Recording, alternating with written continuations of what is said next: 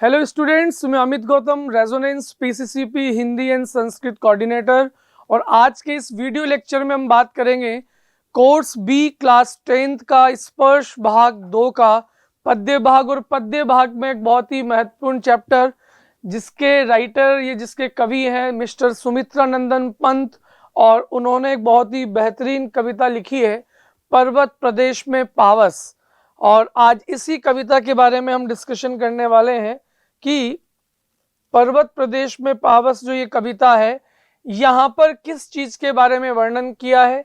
सबसे पहले हम देख लेते हैं कि इस कविता का मूल अर्थ क्या है। पावस का मतलब होता है वर्षा ऋतु। पावस का मतलब होता है वर्षा ऋतु का समय। और पर्वत प्रदेश यानी पर्वतीय क्षेत्र के बारे में जिक्र किया गया है, पर्वतीय क्षेत्र। तो पावस ऋतु का समय था अर्थात वर्षा ऋतु का समय, और एक पर्वतीय क्षेत्र था। और जब इस पर्वतीय क्षेत्र में सुमित्रानंदन पंत जाते हैं तो वहां जाने पर किस प्रकार का हाव भाव, किस प्रकार का प्राकृतिक वातावरण, ये सब चीजें उनको दिखाई देती है। अगर मैं सबसे पहले बात करूं सुमित्रानंदन पंत के जीवन से रिलेटेड, तो सुमित्रानंदन पंत जो है ये एक छायावादी कवि है। सुमित्रानंदन पंत एक छायावादी कवि है। और छायावादी कवि जो है वो प्रकृति चित्रण के अंदर अपनी बहुत बड़ी विशेषताएं लिए हुए हैं कि प्रकृति का चित्रण किस प्रकार से किया जाए, उसका मानवीकरण किस प्रकार से किया जाए। उनमें सुमित्रानंदन पंत का नाम शीर्ष स्तर के कवियों में लिया जाता है। साथ ही साथ उनकी एक विशेषता है कि यहाँ पर उन्होंने तत्सम शब्दों का अत्यधिक प्रयोग किया है। अगर उनकी भाषा की बात करें तो तत्सम शब्दों का प्रयोग किया गया है। साथ ही साथ संस्कृत निष्ठ शब्दावली इनकी है कि संस्कृत निष्ठ शब्दों का अधिक से अधिक प्रयोग, मुहावरों से युक्त इनकी भाषा रही है। और साथ ही साथ सुमित्रानंदन पंत जो है वो छायावादी कवियों में अपना प्रमुख स्थान माना जाता है। छायावादी कवियों की बात करें तो इनको एक संक्षिप्त रूप में जान सकते हैं प्रसुमन। प्र यानी जयशंकर प्रसाद, सुमित्रानंदन पंत, महादेवी वर्मा, सूर्यकांत त्रिपाठी निराला, ये चार ऐसे प्रमुख कवि हैं जिनको प्रकृति चित्रण के रूप में जीव जंतुओं के प्रति अपना ममत्व भाव, इन रूपों में इनको जाना जाता है, जिस वजह से इनकी ख्याति यहाँ पर दिखाई गई है।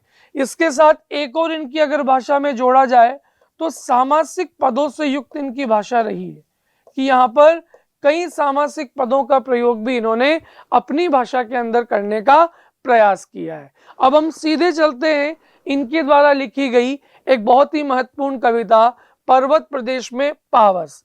अगर इसके भावार्थ पर हम चलें कि पावस ऋतु थी पर्वत प्रदेश की, एक पर्वतीय प्रदेश था, वर्षा ऋतु का समय था, पल पल परिवर्तित प्रकृति वेश। प्रकृति वेश का मतलब हुआ कि प्रकृति अपनी वेशभूषा, प्रकृति अपनी वेशभूषा में हर पल कोई न कोई परिवर्तन करती हुई दिखाई दे रही थी। जैसे हम सर्दी की जब शुरुआत होती है, सर्दी होती है तो हम गर्म कपड़े पहनते हैं, गर्मी के मौसम में उसी प्रकार की वेशभूषा पहनते हैं। उसी प्रकार से पर्वतीय प्रदेश में भी वर्षा ऋतु के समय हर पल कोई न कोई परिवर्तन दिखाई दे रहा था। इसके बाद इस वाले पैराग्राफ में उन्होंने प्रकृति के क्षेत्र विशेष का वर्णन किया है कि किस प्रकार का क्षेत्र है, किस प्रकार का विस्तार है और किस प्रकार से वह पर्वत दिखाई दे रहा है। कि वो जो पर्वत था अपार यानी बहुत विशालकाय था, और मेखलाकार यानी मेखल की आकृति के समान या करघनी की आकृति के समान विशालकाय गोलाकार ये पर्वत था। ऐसा लग रहा था कि अपने सहस्र यानी हजारों, यहाँ पर सहस्र शब्द का मतलब हजारों के लिए आया। दृग सुमन फाड़ मतलब अपने हजारों आंखों रूपी पुष्पों को खोलकर दीर्घ सुमन का मतलब हुआ आंखों रूपी सुमन, यानी पुष्पों को खोलकर, पुष्पों को फाड़कर अवलोक यानी देखना, रहा है बार बार यानी प्रत्येक बार वो अपने आंखों रूपी पुष्पों को खोलकर लगातार देखने का प्रयास कर रहा है। और कहां पर? नीचे जल में निज महाकार, अपने विशालकार आकार को, अपने इस विस्तृत फैले हुए आकार को नीचे फैले हुए जल में जैसे देखने का प्रयास कर रहा हो, ऐसी अनुभूति कवि को बार बार होती हुई दिखाई दे रही है। जिसके चरणों में पलाताल दर्पण सा फैला है विशाल, कि उस पर्वत के चरणों में एक ताल मतलब एक तालाब फैला हुआ है, और वो तालाब किसके समान है? बड़ा विशाल है, और दर्पण के समान, एक आईने के समान वो वहां पर फैला हुआ है। और ऐसा प्रतीत होता है कि जैसे उस आईने के अंदर वो अपने प्रतिबिंब को देखने की कोशिश कर रहा हो, अपनी परछाई को देखने का प्रयास कर रहा हो। इसके बाद अगले पैराग्राफ में उन्होंने बताना चाहा कि गिरी का गौरव गाकर झरझर, कि गिरी यानी उस पर्वत का जैसे झरझर यानी झरझर की आवाज में, निर्झर यानी बहने वाले झरने, यहाँ पर निर्झर शब्द का प्रयोग झरनों के लिए आया, कि उस पर्वत पर जो झरना लगातार बह रहा है, ऐसा लगता है कि झरझर की आवाज में उस पर्वत के गौरव का गुणगान कर रहा हो।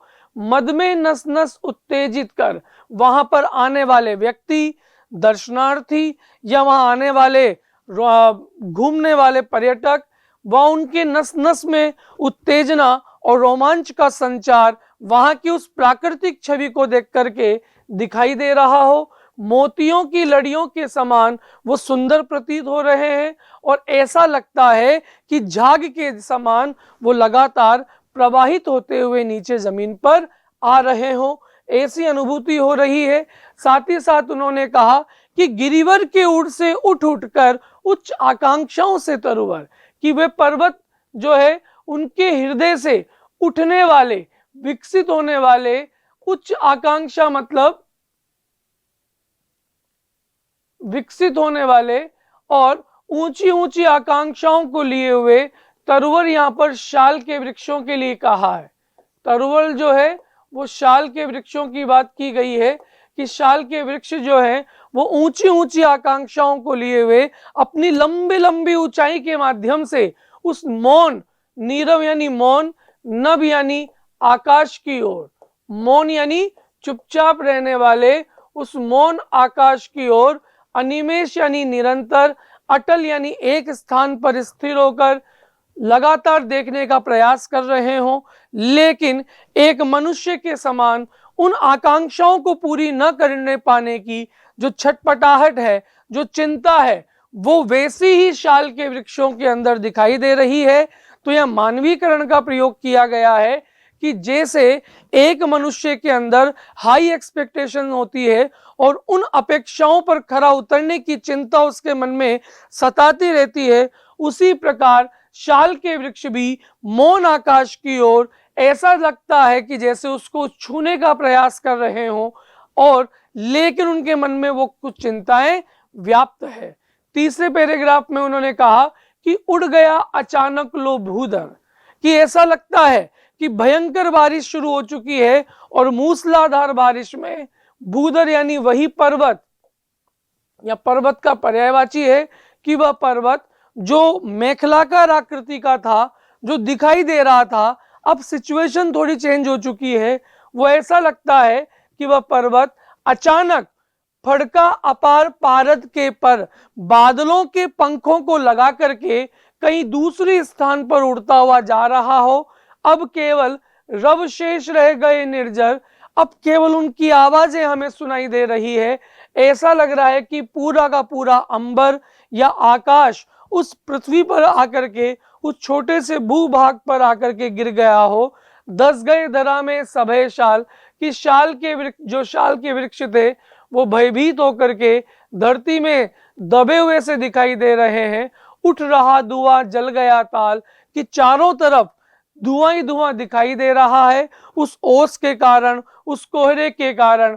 और जो तालाब जो दर्पण के समान था, ऐसा लग रहा है कि जैसे उसमें आग लग गई हो और वो अग्नि के कारण चारों तरफ धुआं ही धुआं वहां दिखाई दे रहा हो। अंत में कहा कि जलद यान यानी बादल रूपी वायुयान में बैठकर विचरण करता हुआ इंद्रजाल यानी अपने जादुई करिश्मे को जैसे इंद्र भगवान जो है वो दिखाने का प्रयास कर रहे हों, ऐसी अनुभूति उस मूसलाधार बारिश में वहां के प्राकृतिक वातावरण को देख करके दिखाई दे रही है। इस तरह से हमने अभी इसके भावार्थ को जाना। जैसा कि इसके पाठ सारांश में भी लिखा हुआ है कि इस कविता में प्रकृति का ऐसा वर्णन किया है कि लग रहा है कि जैसे प्रकृति सजीव उठी हो। कवि कहता है कि वर्षा ऋतु में प्रकृति का रूप हर पर बदल रहा है, कभी वर्षा होती है, कभी धूप निकल आती है। पर्वतों पर उगे हजारों फूल ऐसे लग रहे हैं कि जैसे पर्वतों की आंखों के समान हो।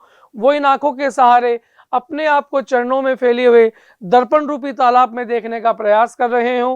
पर्वत से गिरते हुए झरने कल कल की मधुर आवाज कर रहे हैं, नस नस को प्रसन्नता और उन्माद से भर रहे हैं।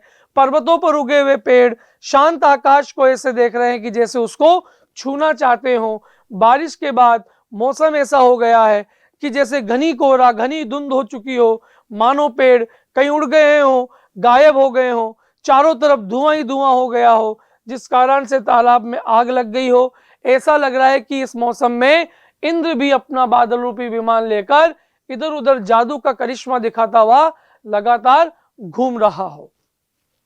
ओके, नेक्स्ट देखते हैं लघुत्तरात्मक प्रश्नों की ओर। किस प्रकार के प्रश्न हैं? पर्वत प्रदेश में पावस के आधार पर टूट पड़ा भूपर अंबर, पंक्ति का आशय स्पष्ट कीजिए। कि यहाँ पर ऐसा लग रहा है कि मूसलाधार बारिश के कारण कि संपूर्ण आकाश, संपूर्ण गगन उस पृथ्वी के छोटे से भूभाग पर आकर के टूट गया हो। ऐसी परिस्थिति के कारण इस प्रकार की पंक्ति यहाँ पर कहने की आवश्यकता की है। पर्वत प्रदेश में पावस कविता की दो भाषा की विशेषताएं, जैसा कि मैंने स्टार्टिंग में ही आपको लिखा था कि अगर इनकी भाषा की विशेषताओं की बात की जाए तो यहाँ लिखा हुआ है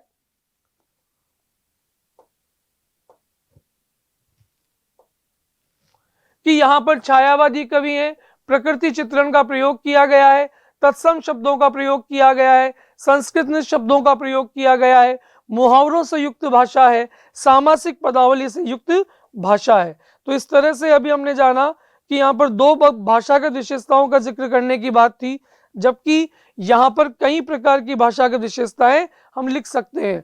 प्रस्तुत कविता में प्रकृति का मानवीकरण करना, 4-5 जगह प्रकृति का मानवीकरण किया गया है। सहस्त्र दीर्घ सुमन पहाड़ देखना, अपने प्रतिबिंब को देखने का प्रयास करना, मनुष्यों के समान अपने मन में ऊंची ऊंची आकांक्षाओं को लिए हुए चिंता करते रहना। इस प्रकार से यहाँ पर मानवीकरण अलंकार के कई उदाहरण देखने को मिल सकते हैं। एनसीईआरटी के कुछ प्रश्नों पर हम चर्चा करते हैं। सहस्त्र दीर्घ सुमन से क्या तात्पर्य है? हजारों आंखों रूपी पुष्पों से रिलेटेड यहाँ पर इसका अर्थ है। कवि ने इस पद का प्रयोग किसके लिए किया है?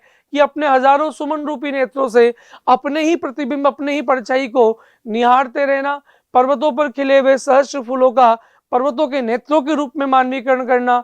इस तरह से स्पष्ट हो जाता है कि कवि ने इस पद का प्रयोग पर्वतों का मानवीकरण करने के लिए निश्चित रूप से किया होगा। पर्वत के हृदय से उठकर ऊंचे ऊंचे वृक्ष आकाश की ओर क्यों देख रहे थे और वे किस बात को प्रतिबिंबित करते हैं? कि पर्वत के हृदय से उठ करके ऊंचे ऊंचे वृक्ष आकाश की ओर अपनी महत्वाकांक्षाओं, अपनी ऊंची ऊंची आकांक्षाओं को प्रकट करने के लिए देख रहे हैं। अर्थात आकाश को जैसे पाना चाहते हो, ये वृक्ष इस बात को प्रतिबिंबित करते हैं कि मानो गंभीर चिंतन में लीन हो, अपलक देखते हुए उन आकांक्षाओं को जैसे एक मनुष्यों के समान पूरा करने के लिए लगातार देखने का प्रयास कर रहे हो। झरने पर्वत के गौरव का गुणगान कर रहे हैं। बहते हुए झरनों की तुलना मोतियों की लड़ियों के समान, झरते हुए झाग के समान, इसके साथ ही साथ इन सब चीजों के बारे में उन्होंने यहाँ पर चर्चा की है। पर्वत प्रदेश में पावस कविता के आधार पर पर्वत के रूप स्वरूप का वर्णन 18-19 के अंदर ये प्रश्न पूछा गया है। सन 2018-19 के अंदर सीबीएसई बोर्ड के अंदर कि वर्षा ऋतु के समय पर्वत हर पल हर क्षण अपना रूप परिवर्तित करता हुआ दिखाई दे रहा है तथा पर्वत मेखल की आकृति के समान बहुत विशालकाय था। नीचे फैले हुए जल में वह अपने विशाल आकृति के प्रतिबिंब को लगातार देखने का प्रयास कर रहा था। पर्वत पर झरने लगातार उसका गुणगान करते हुए बह रहे थे। शाल के बड़े बड़े वृक्ष ऊंची ऊंची आकांक्षाओं को मन में लिए हुए उस मौन आकाश की ओर स्थिरता पूर्वक अपलक एक तक लगातार देखते चले जा रहे थे। तो इस तरह से हमने कुछ प्रश्न जो बोर्ड एग्जाम के अंदर पूछे गए, कुछ एनसीईआरटी के प्रश्नों को अपने लघुत्तरात्मक और निबंधात्मक रूप में जाना। तो अति महत्वपूर्ण कविता को हम अगर समय रहते हुए लगातार पढ़ते रहेंगे, इनके कठिन शब्दों पर जाएंगे, तो निश्चित तौर पर इसके प्रश्नों को हम बड़े आसानी से हल कर सकते हैं। तब तक के लिए धन्यवाद। एक बार फिर हम एक नई वीडियो के साथ हाजिर होंगे। धन्यवाद।